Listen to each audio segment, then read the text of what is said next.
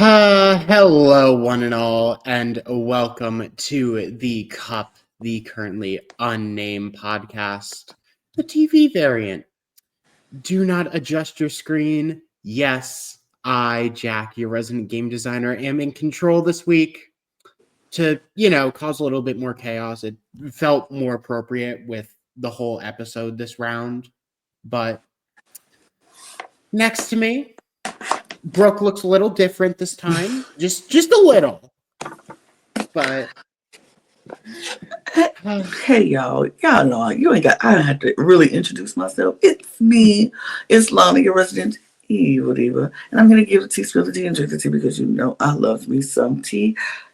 And yeah, Brooke had to step out, and so I had to step in because that is what we do around here. When something is going on and we have to switch it up a little bit, we do what we do. And so yeah, I came in to join Jack with the challenge this week. I'm not drinking anything because didn't go grab anything, but I did grab my cup mug, and that's the most important. And that gives us a panel full of cup mugs, a panel full of cup mugs. Challenge edition. Hey.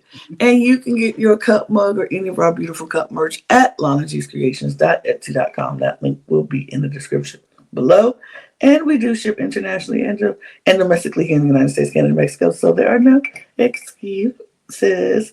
Get your cup merch. I mean, unless your postal services decide to move a little bit slow, and that's okay because a delay is never a deny. So get your cup merch.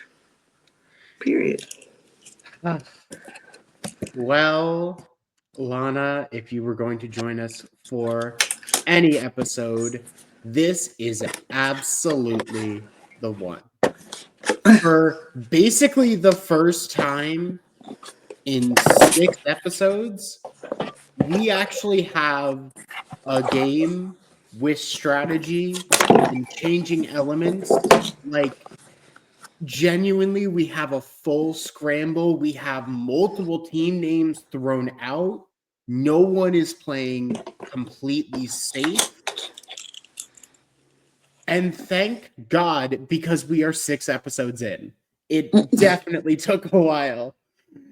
But we do have a lot to go through.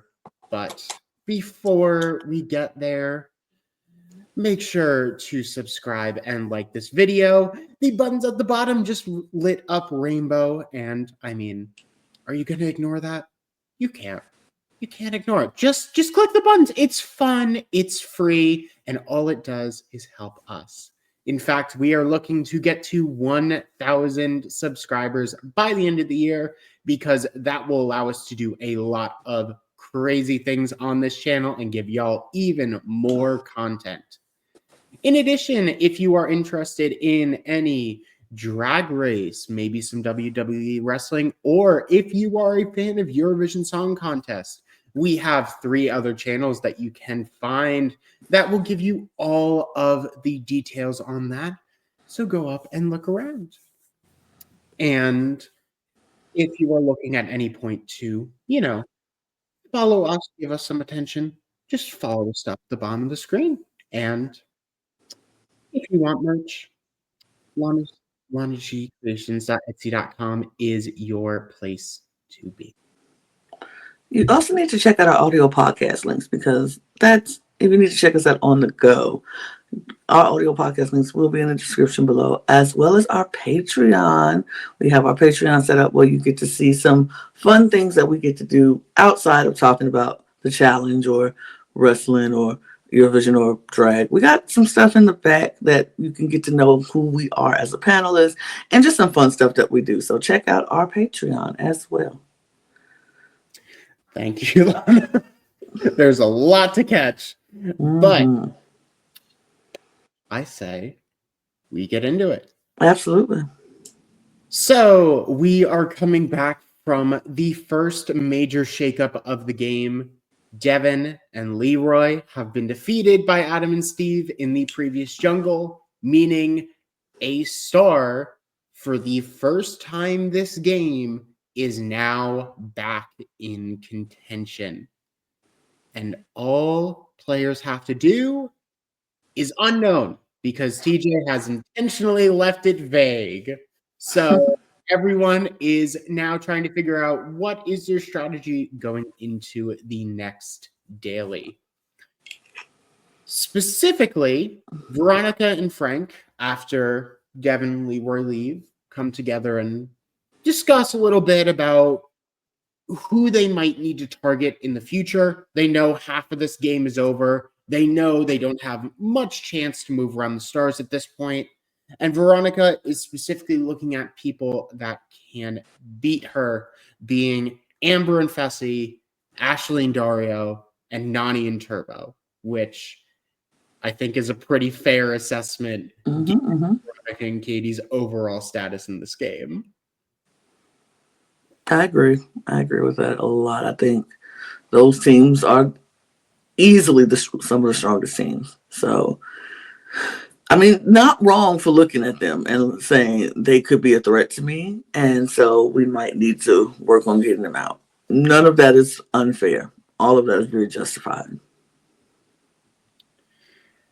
And I mean, we do have a lot of challenges that don't necessarily rely, and I will give the challenge team credit this season.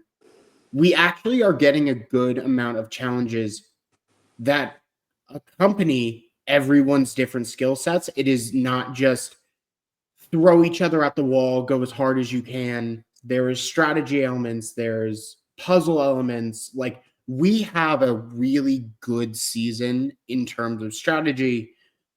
But yeah, you're never going to beat Amber and Fessy, Ashley and Daria, Nani and Turbo in a final because you're going to have to run at some point during that final, and they will always beat you there. Like, it's not a question.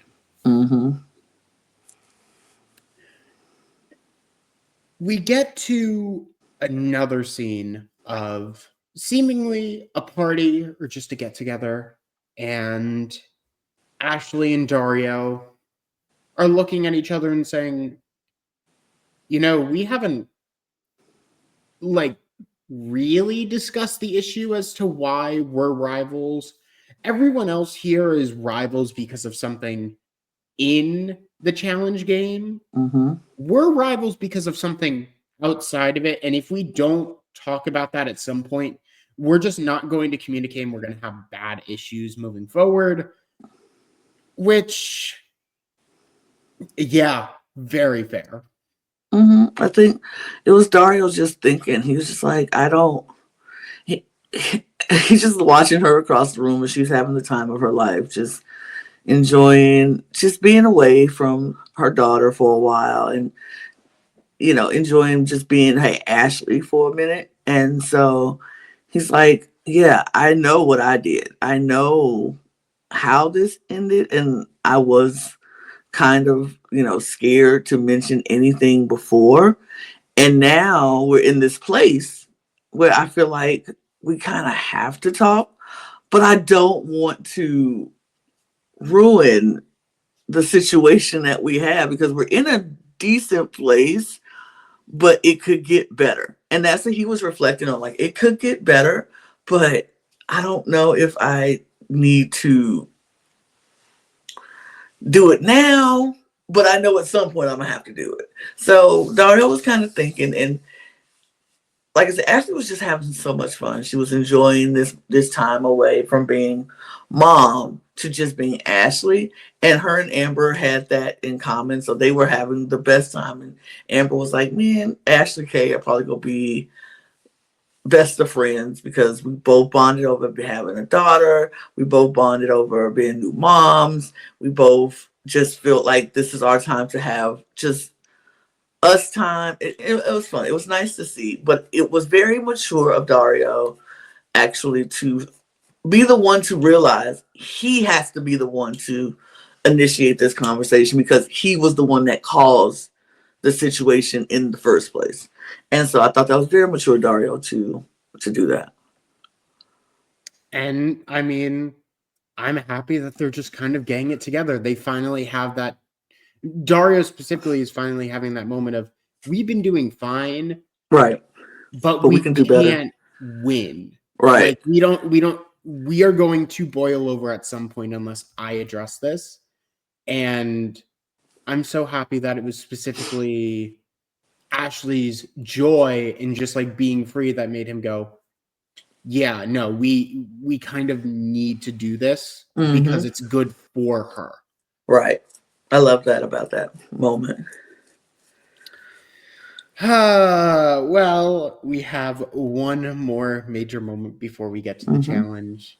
And finally, it's been too long since we've actually had some Devon and Shane content. And the two of them have basically realized we are potentially the weirdest split team that we could in terms of allies.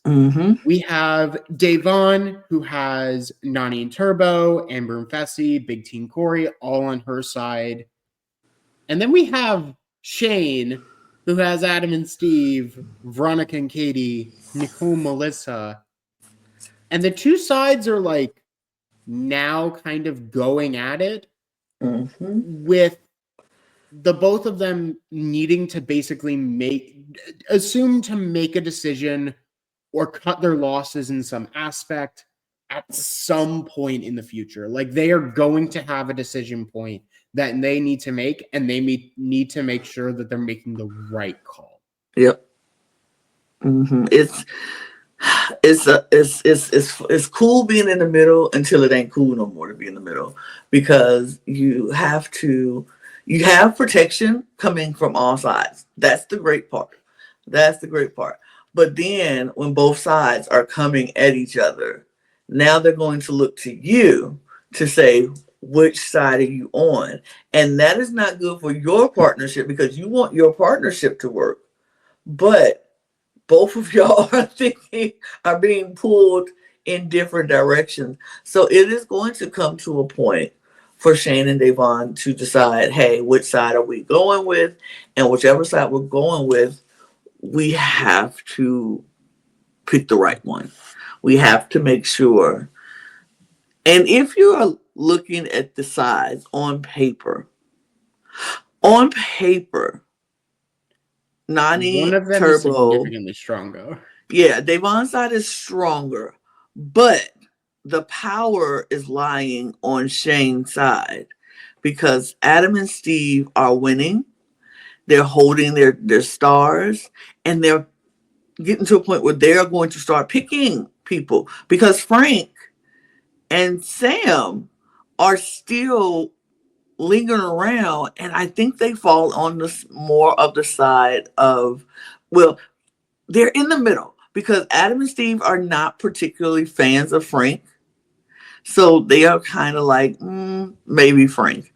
But Veronica and Katie like Frank, and they want to work with Frank. And so it's kind of like even that side is split within their own sides. So it's kind of wild. But yeah, Devon and Shane they're going to have to come to a head and figure out what side is best for them. I'm interested to see how that plays out. And I think we'll go get it sooner than later. I do think this is definitely a catalyst episode where we are now seeing every single seed get planted, because I mean, we do have kind of two sides, and then Devon and Shane and Frank and Sam direct center. Almost Frank and Sam less because they are split between the two sides, and more because no one really considered or dragged them in, and also because they kind of have been on the outs and haven't, in terms of like past relationships, they're a kind of complete wildcard team. Absolutely. But I mean, Devon and Shane's best strategy is to just play the middle for as long as they can, get a star, and chill. Because if you get to the end and they can casually pick a side, that's significantly better than having to really fight to survive. And with that, we head into our challenge for the day. And our challenge, playing dirty. And we find out that the highest placing non-star holding team will secure the star today, meaning that for the first time, basically since we've started, every single team is going to be probably fighting to keep their star or gain a new star instead of basically half the team just throwing it because they know they're not going to win. Yeah. So, and it showed in this challenge because they were actually playing. We actually saw people busting a hump to actually play the game. And this game wasn't that hard, and it wasn't that difficult, and it wasn't that scary where people be like, oh, I don't want to do it. I can't do it. So if they threw this challenge, I would have been looking at them sideways like, oh yeah. Really? Like, what was the of all purpose for what? challenges to like throw a star, this is the one. This is the one? Literally. But yeah, I mean, in this challenge in particular, teams had to wipe mud off of a slide. On those slide are 6 different stars. Each star correlates to a letter.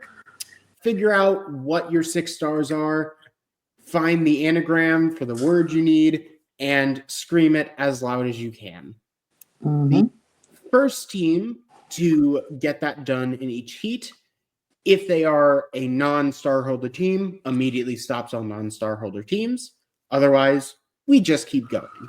And fastest non-star holding team to get it done gets a star.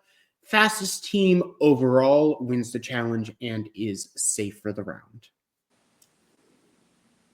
And I mean, this is a very nice challenge because there is actually a lot of strategy behind it. Mm-hmm.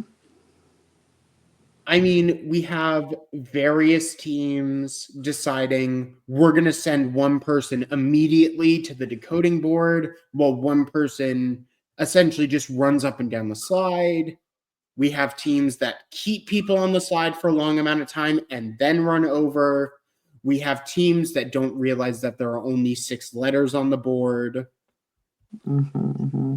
But, I mean, this is a nice and fun challenge, nice and simple, and it gives genuinely everyone a pretty fair shot. Oh, absolutely. I think this was one of the most well-balanced, and like anybody could have won challenges. It's like everybody, all you really have to do is uncover things like going up and down the slide. Sure, it's, it can be tiring physically, just running or sliding down, swimming around, going up this ladder, sliding down, swimming around, running up. It could be taxing, but it's not impossible. And I think seeing how people took what the strategy was for them to get the mud off. We saw some people like stay at the top, hold on, clear off the top part first, and then try to like use the length of their body to clear as much off of the top without sliding down, and then finding where stars and things were, and they would concentrate on sliding down in those areas to get them cleaned off. We saw people just lay across, slide down across, and use their body weight and mass to wipe out as much space as possible, which I'm like, sure. And then we saw people, like you said, just running up, sliding down, running up, sliding down, and just sending somebody to the board to say, okay, this is where I need you to slide. Slide to the right, go down that one a couple of times. Okay, go to the left, slide in the middle. So all the different strategies I thought were decent strategies. Like, I don't think anybody had a bad strategy. I just felt like they were all different, and certain people had to work with what they have, because like some people are bigger, so they can cover more space. Some people were smaller, so they had to just focus on exactly where they could go. So it was interesting to see how this played out, but yeah, it worked. Yeah. So we do go to heat number 1, which is Nicole and Melissa, Big T and Corey, and Frank and Sam. None of them have stars, so it is straight up first to finish, knocks everyone out of contention for the challenge. And I mean, Nicole, Melissa, basically have no chance. They're very light. I think Nicole even says, like, we're 100, both of us are 135 pounds soaking wet. So it is going to be incredibly tough to get almost any of the mud off of the board here. So almost immediately we two go down to basically a 2-horse race. I think what they could have done was they could have laid down together, holding each other's like hands, and just slid down sideways. That would have taken a lot of mud off at one time, and they just kept doing that. You just use what you got, use your body to lay it across each other, hold on to each other's hands, and then you just slide down sideways. And the more you get wet in the water, that water is going to help clear off some of that mud too. So I think if they would have did that a few times, that would have helped, but I didn't think about it. I did have that almost same idea. I mean, we see Big T and Corey. Corey specifically is basically hanging onto the ladder and just swaying back and forth to knock stuff off of the top so they can at least see something of where they might want to hit. I did just think, okay, one partner just grabs the ankles of the other and just essentially becomes a giant windshield wiper for the entire board, which would have been hilarious to see, and I think it also might have worked. I think it could have worked. But we do have Big T almost immediately running to the board. We also have Sam basically immediately running to the board. Both of them have the same strategy of one person who's better at figuring out what the word could be immediately start trying to figure it out based on what they can see, and the other two just run up and down the slide and get as much dirt as they can off before we can fully make it work. Right. So we do have Big T calling in a word rather fast and trying to get Corey's attention before realizing, wait a second, how long is the word I'm calling? Nope, keep going back. We're still going. And Corey going, oh, well, that sucks. Just fully stop him for a moment before going, oh, no, keep going, actually, we're good. But we do have Frank and Sam having really, really good communication. Like, we can definitely tell that is their strong suit, is just kind of going like, yeah, no, this is how we communicate. Let's get stuff done. Frank, I need you to go here. I need you to go here. I need you to go here. And Sam basically pops the word. Sam gets 5 of 6 letters. Frank goes over and is like, hey, is that L actually an M? And the minute that happens, Sam gets combat, and they lock it in, and they're done. Absolutely. And pretty fast as well. I was really impressed. We then move on to heat number 2, being Amber and Fessy, Katie and Veronica, and our first star holder team to compete, Nani and Turbo. And I mean, this is a pretty good heat as well for, I mean, specifically Nani and Turbo. They move really fast. Yeah. They would have moved a whole lot faster if Nani would have actually trusted what Turbo was saying, because Turbo was right, and he was calling out symbols and what the letters are. And Nani's like, no, that's not it. Wait, are you sure? Wait, hold on. And Turbo was like, trust me, it's that, the lines. Oh, yeah, that is. I'm like, girl, if you would have just listened to the man, you would have had it much sooner. But they still got their issues. They still got their issues. I mean, it's a deep-seated kind of rivalry, so I don't blame them. But they are the first to get it done for their group. So they have a quicker time, but Amber and Fessy and Katie and Veronica can still fight for the star itself. And Katie and Veronica do questionably. It really does seem like almost all of the challenges are just not for them, and they're always going to be outpaced.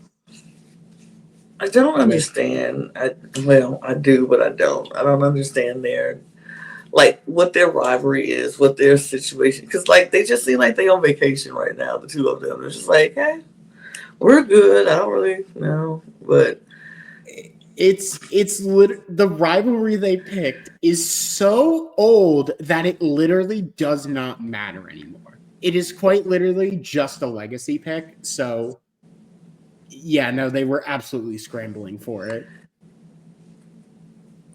But Amber and Fessy end up working together pretty well as well. Just get the star, and nice and simple, they're done. Absolutely.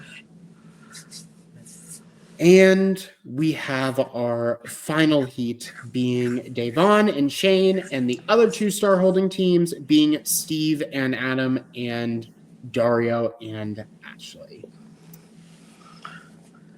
And this is the advantage of going third, because Adam and Steve almost immediately pick up on Frank and Sam's strategy. Great.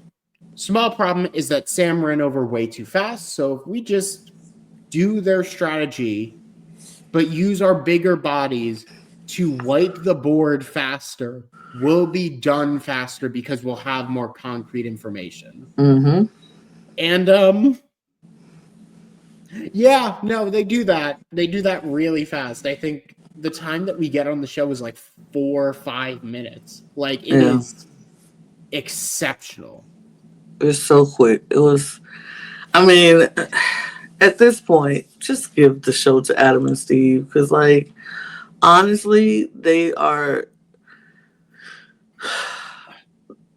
some of the smartest teams and physically strong.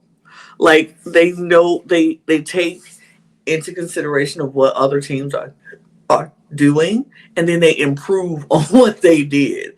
And it's just and even when you throw them in a challenge, it's okay, put us in, we go just win, and that's what we do. And that's what they did. They just so quickly came out in this challenge and dominated. It wasn't even close. It was okay, well, we know who just won the challenge. Their star is protected. Good. Now who's going to get the next star? That's the question at hand, because they ate that up. It was so fast, and it was so every move that they made was very deliberate and intentional. And so, yeah, it was pretty good. It was it was the Adam and Steve show, and they just win. All they do is win. God, I need either of them to come onto the flagship and just destroy some of the men who have been running it for so long now.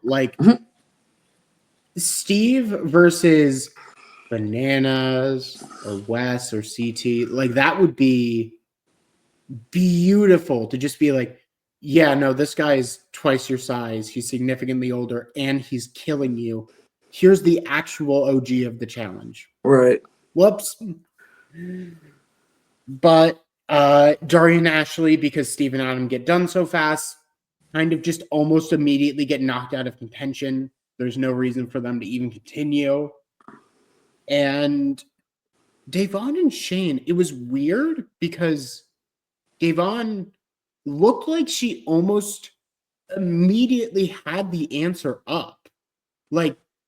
Their code at the end of the round was rivals, and they show rivals written out on the board 2 or 3 minutes before they actually call rivals. So maybe that was editing, but I was just call that in faster. Are y'all unsure about that? But we never found out what happens if a team calls in a wrong answer, but I assume it's just an immediate DQ from the challenge. Right. So maybe they were just double checking. I don't know. Who knows? Not sure. But with all 9 teams done, we do have our winner. The first matter of business is, out of the 6 teams who don't have a star, who is taking control of one? And it is Frank and Sam. Oh my God, I could not genuinely be happier. Like, yes, do I also want Davon and Shane to get a star? Yes. But Frank and Sam have genuinely just been so nice to watch during this season that I am so happy that they are now like locked in and can actually have a chance to run the final outright. Yeah. Do I think they will win the final? No. Not against the current teams they have, but I mean, they have strategy against it. So I think they definitely, if they can implement their strategy and knock out some really high power teams, they'll be fine. Like, they don't have to deal with the end game struggle of getting a star now. Right. They're locked in. The only thing they have to do is protect. Yep. And now they can just work on getting who they want in those positions. So, but they absolutely were not the fastest team. Oh, absolutely the not. Fastest team to complete this challenge, winning overall and protecting their stars, Adam and Steve.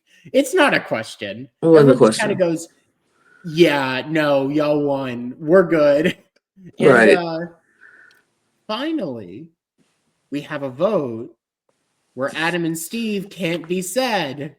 Right. Meaning we are guaranteed to have 2 new names come up in elimination this round, which, thank God. This show It needed to happen. So slow. It needed to happen. It needed to happen more than we know it needed to happen. Like you said, it's been a very slow start to this season because it's always been the same thing over and over and over again. But ever since last week with that shakeup with Devin and Leroy, it opened up the game a little bit, and then we see with this playing out, it opened up the game a whole lot more. We got new star holders who people might not look at as the strongest team, but they are playing, well, one of them is playing the hardest in this whole thing. So we see that, and then the people who you have been using as scapegoats are now off the table. They are safe. You can't use them anymore. So now what do? Now let's play the game and let's see what shakes out in the end. And baby, when I tell you chaos ensued when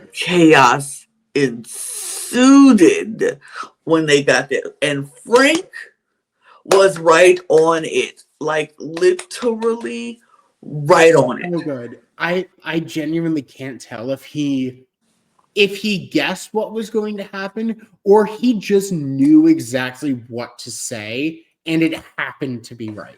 Oh no, I think he knew what was going to happen. I think because it only makes sense that now that you have they're holding stars now, and he knows him and Sam are not the strongest crew hold on to a star, and he knows who he would rather see in a final with him so he can have a chance. And it's not Nani and Turbo, it's not Amber and Fessy, it's not Ashley and Dario, it's not any of these stronger teams, honestly. And at some point it's going to not be Adam and Steve because he knows he can't beat them. So Frank knows.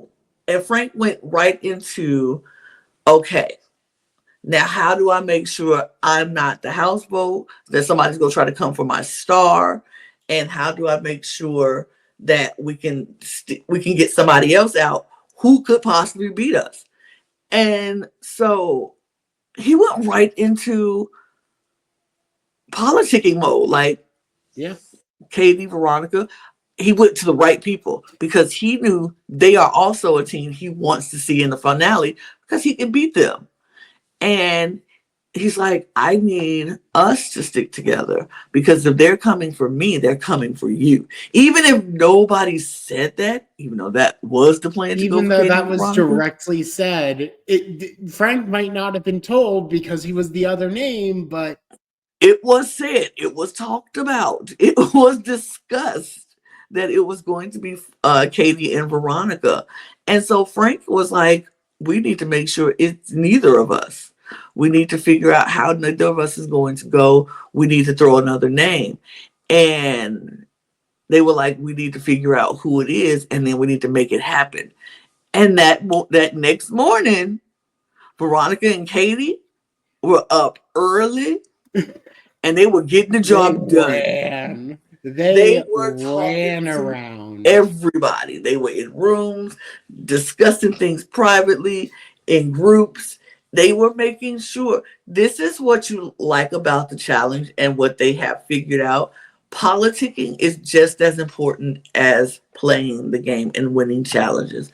Because if you don't have the people on your side and the numbers, you will get voted in and you will have to prove yourself. And some days you just don't feel like proving yourself. So it's like the politicking just had to happen. And Veronica and Katie are good at that. They sat there and was like, we are going to stir up chaos. We're going to make this house scramble and not know what's going on. And by the time we get to the house vote, everybody will be so over left, right, turned upside down. They don't know what to do. And they got on it. They jumped on it. Suddenly the names go from, oh, we need to pitch Katie and Veronica to make sure that Adam and Steve don't throw in a good star holder, to Veronica basically going to Amber and saying, hey, just so you know, Nicole and Mel want you to win. Complete lie. This conversation never happened. Mm-hmm. Which then goes to Mel telling Nicole, like, hey, we need to do something because our name is out there. Our name is out there. And then that just suddenly wraps to Melissa running to someone, to Big Team Corey, and saying, hey, I don't want to be any of us. Let's just do Ashley and Dario. It accomplishes the same thing, right? We all want a star holder in. We put a star holder in that no one is really caring about. Mm-hmm. And oh my God. I think this episode alone is a pitch for Veronica to go on the Traitors. Like, she turned a situation which was the obvious game plan for 90% of the house to just vote in Katie, Veronica, force Frank and Sam to go in against them, and then one of the two teams go out, to neither of their names being in contention. Mm-hmm. And I mean, we get to the vote, honestly.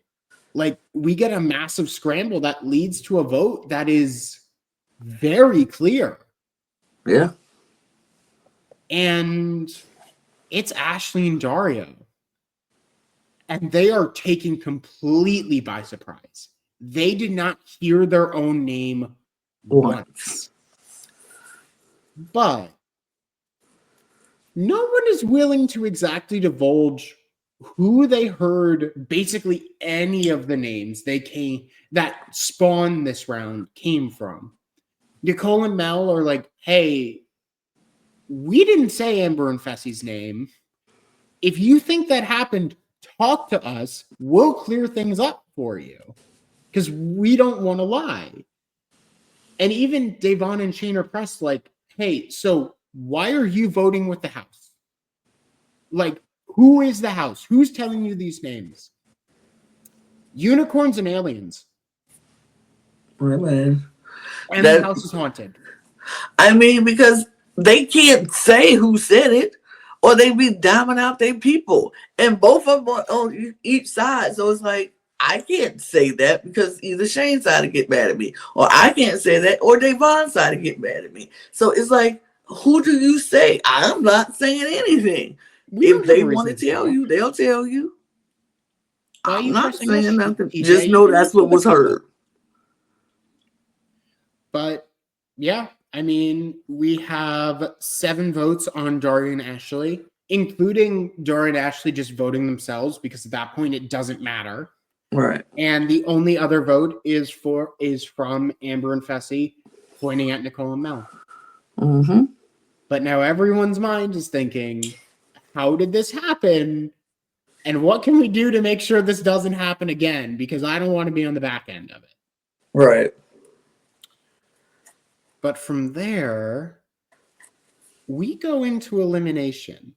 And we're not sure who Adam and Steve are going to put against Ashley Kay and Dario. Because it isn't an obvious option of throwing in a weak player. They could throw in another star holder to free up another star and keep this kind of chaos train going. Which is what I thought they were going to do. I did as well. I think that was the most logical thing. But the politicking continued. Just before elimination, both Nany and Amber go up to Steve and Adam and are like, hey, if you do not throw us in here, we will basically promise to make sure that us as star holders will not target each other. And Steve and Adam take this deal because, they kind of need to.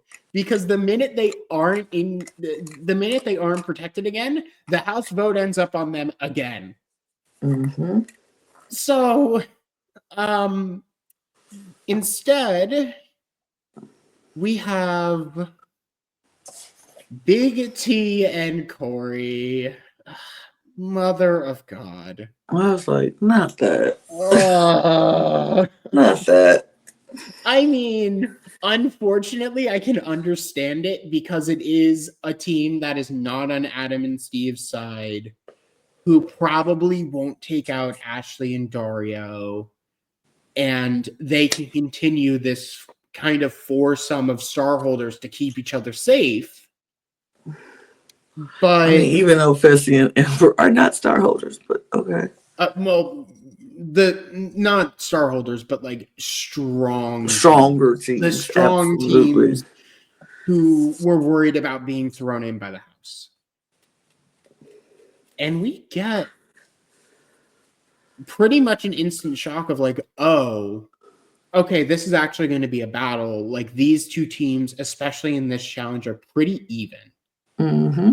We have the stack attack we have a jungle of stack attack, which is essentially both teams will get on essentially a top and have to collect 7 stars hanging around them. And then afterwards, stack them up on the middle podium of this top.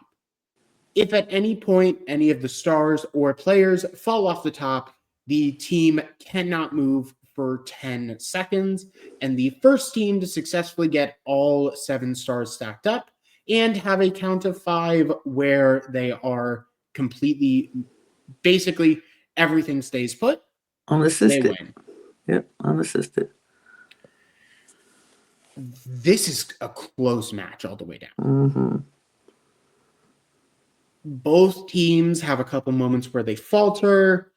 Daria and Ashley falter very early on, which gives Big T and Corey a chance to just grab all the stars, but then they falter. So then Ashley and Dario collect all the stars. And they both basically stack all 7 stars up at the same time. But Ashley and Dario are a lot more counterbalanced. Mm-hmm. And when Big T tries to get the 7th star up on the top of the stack, it all falls down. And with that, they are frozen for 10 seconds. They can't recover. And Daria and Ashley win, sending Big T and Corey home. Oh, this. I really did like them this season. I did too. I'm very sad about that. I mean, they even say it in the exit interview of like, we just couldn't counterbalance it correctly. We did the best we could. I think if Corey potentially tried to place a star on top instead of Big T, it might have worked better because Corey's just taller. Mm-hmm. But it's a really it's unfortunate because they both teams did really well. We get really good moments from both sides, but unfortunately, that's how Big T and Corey's game ends this season. They've completely resolved their issues from their season. Mm-hmm. They are now back to being purely friends, and I mean that's kind of what you would hope for from a rival season, just to end as friends. Absolutely. You don't want to leave your rivals still rivals. Like, you would hope that you will be able to become closer and, you know, be able to at least be civil to one another when you leave. But they said they're friends, so I love that for them. And on the way out, we do get a moment of Corey talking to, was Amber. it Melissa? No, it was Amber. I was trying to remember if it was Melissa or Amber, but Corey's like, I have a very large suspicion that the no one was mentioning was in fact Veronica and Katie. Mm-hmm. Just throwing it out there, like as I'm going. I just want to leave you with the best information possible. And Amber just notes it in the back of her mind. Mm-hmm. And we'll see that probably. We'll see what happens with that. Mm-hmm. And to close out the episode, we finally get the Ashley and Dario talk. And it is very, very civil. Mm-hmm. It is a conversation where essentially, unlike some people this season who couldn't take accountability at all for their actions as to why they were there, Dario basically goes, yeah, you know what? I wasn't in a good place. This was basically my fault. I'm sorry for that. Mm-hmm. He was like, look, she wanted more. I couldn't give it to her. I didn't want that. And so I just left because I was, as he said, I was a coward. I just left because I wasn't ready to give her all the things she wanted. And now seeing her here and happy with a child, it's kind of like made me realize, I think he still likes her. I think he still likes her a lot. And I think seeing her move on from him and being happy and being joyful and not, letting their past drag her down, I think it makes him realize you never miss a good thing till it's gone. And I think that's what he's feeling right now. I don't know if she's feeling the same. I do think she likes him too. I think she still has feelings for him, but I also think she might be at that point where I have finally gotten over you. I can't go back to that. Even though I like you, and even though I think you're a nice person, and you're good to look at, and all that other stuff, I don't know if I can go back to that. And it's not just me anymore. I have a daughter to take into consideration, so I don't know if she's at the same place with him. But I think he really likes her, and if she gave him the opportunity, he would take it. And I think he has grown from this. Maybe he thinks he's better. And I just don't know if she's there with him, young. Yeah, I mean, it is.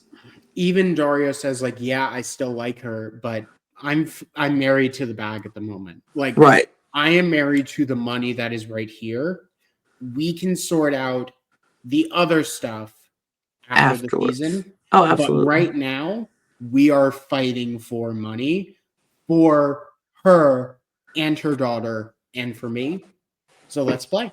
Oh, and I think that's what's the same thing. I think Ashley is at that same spot. She like, all this other nonsense that we got going on outside of this is cute, and we'll deal with that later. But I got a daughter to take care of. I got me and my child, and this $300K is going to look real good in my bank account for her. So this is about the money. This ain't about me and you. This ain't about what we got and what we could have. This is about the money. Anything else?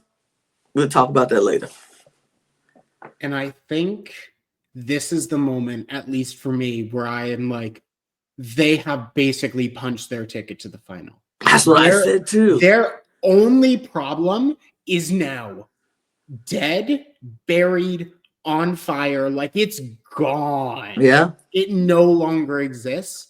This is now a team on the same level as Devin and Leroy in terms of issues. Absolutely. Where it is non-existent. Yep.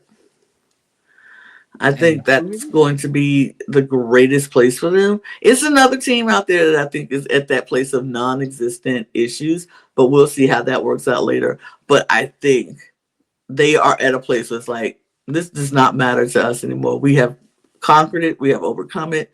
So now let's focus on what we came here to do. And that is to win that money for you and for me and for my child. Period. And I love that for them. I love that for them. But we do see in the previews, everything we just talked about earlier, I think is coming to fruition. Because I think the rubber has met the road for some of these couples or these teams playing in the middle. And I think some people are going to have to start showing their cards, or they're going to be forced to show their cards a lot more in these upcoming episodes, because it's no more places to hide anymore. We see Frank basically screaming, "I'm not being scapegoated for this," assuming that he is the one that everyone is going to refer to as they, because congrats, he just got a start. It's easy. But we also see Veronica looking at Nicole and Melissa and saying, "You are going to tell me where your loyalties are right now." And I want to say that Shane was also on the He was there. Which, oh God, that's going to be good. That is going to be good. Yeah. It's going to be interesting to see how that all plays out. The fireworks show has officially begun. This is what we've been waiting on. Like you said, the first half of the season has been too dry, too boring, too stale. But now, this is where business is about to pick up. We have waited through 5 hours of nothing burger content for this, and I pray that it's going to be good. Absolutely. But with that is the end of episode 6. Work. Finally, we have a game. But if y'all want to hear us talk more about that game next week, or if you want to hear us discuss anything around maybe, I don't know, Survivor Australia, Deal or No Deal Island, the Traders just finished up. So if you want to hear us talk about the finale, Survivor US, Amazing Race, and Project Runway, if you're interested, you can subscribe right below to get more details on all of that. If you're interested in listening on the go, we have our audio podcast as well that you can listen to on any platform where you get audio podcasts. If you are interested in any other channels, such as, I don't know, Drag Race, WWE, or the Eurovision Song Contest, please go check out our other channels, especially Eurovision Song Contest. That is going wild at the moment. We are having a ton of content on there. Our Patreon is open. We are getting videos on there. We are very much moving on there. I have seen some really interesting concepts come out, and I can't wait to jump on a couple of those myself. Absolutely. And follow us on our socials. Follow us on the socials right down there. At The Cup Pod on Twitter, Instagram, TikTok, and Blue Sky. And you can follow Jack and I if you want to. That'll be great. And don't forget your merch. Never forget your merch. Never forget the merch. WandaScreations.etsy.com. And that's it. We're gonna get out of here. We're gonna get out of here because we got things to do today. So cheers.